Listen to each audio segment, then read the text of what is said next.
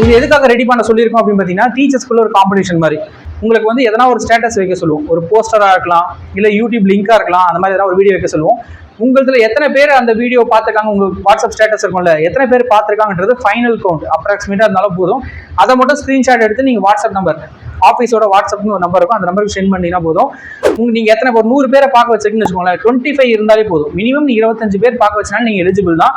உங்கள் நேமை மடிச்சு இந்த மாதிரி ஒரு பவுலில் போட்டுருவோம்.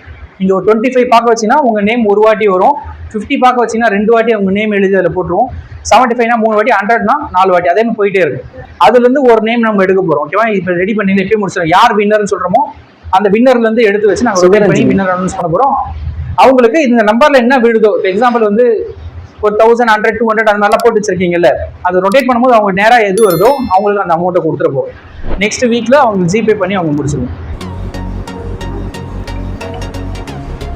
கால் பண்ணி கேட்டுருக்காங்க.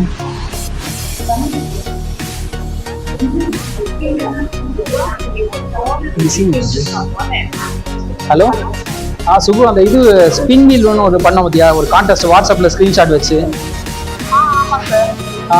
ஓகேவா? அது உனக்கு ஜிபே ஒரு நிமிஷம் பாரு.